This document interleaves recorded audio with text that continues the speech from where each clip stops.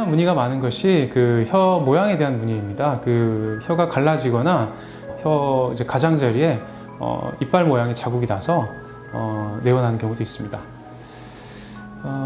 혀가 갈라지는 경우는 이제 되게 선천적인 이상에서 갈라지는 경우가 많은데,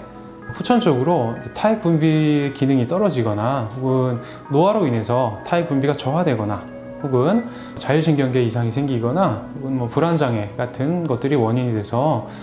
구강내가 건조해지고 그것이 이제 혀가 갈라지는 어떤 원인이 되는 경우도 있습니다. 이제 혀의 이빨 자국 같은 경우는 이제 그걸 이제 한의학에서는 치은이라고 하는데, 치은은 신진대사가 떨어지거나 혹은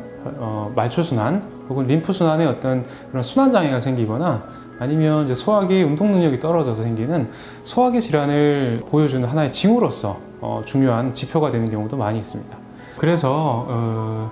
그 혀가 갈라지는 열문이 있거나 치은이 있을 때 단순하게 그게 혀의 문제라고 생각하지 마시고 우리 몸의 다른 어떤 이상 여부와 동반해서 생기는 증상이 아닌지 꼭 그런 부분에 대한 어떤 고려가 필요하고 이제 그런 부분의 어떤 개선을 위해서 한의원에 내원하셔서 한번 진단을 받아보고 진료를 받아보는 것이 필요하다고 할 수 있겠습니다. 또 하나가 이제 마지막으로 그 미각에 대한 문제입니다. 맛을 느끼는 그 부분에 있어서 맛이 잘 안 느껴진다, 혹은 내가 음식을 하는 조리를 하는데 그 예전과 달리 이 맛이 좀 이상해졌다, 이런 어떤 호소로 미각의 이상을 갖고 이제 내원하는 경우도 있습니다. 그 맛을 느끼는 감각을 이제 미각이라고 하는데, 미각은 생활에 그 어떤 활력을 불어일으키기도 하고, 특히 이제 맛있는 음식을 먹으면 우리가 기분도 좋아지고 삶을 풍요롭게 하는 중요한 감각이기도 하기 때문에 미각은 중요한 어떤 감각이라고 할 수 있고, 또 하나 이제 미각에 이상이 생기면 영양 섭취에도 문제가 생길 수 있기 때문에 가볍게 혹은 소홀히 해서 생각할 수 있는 어떤 그런 증상은 아닙니다. 원인이 확실하지 않은 특발성 혹은 약물에 의한 부작용 혹은 아연의 결핍, 당뇨병, 빈혈 혹은 설염 혹은 구강 건조 혹은 부종염 같은 이제 이비인후과 질환 혹은 이제 심리적인 문제로 인해 생기는 시민성 등이 있는데,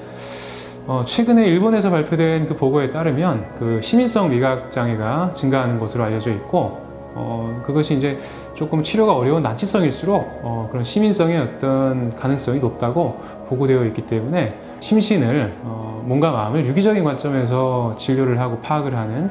한의학의 역할이 더욱 큰 어떤 질환이라고 할 수 있겠습니다. 또 하나 중요한 것이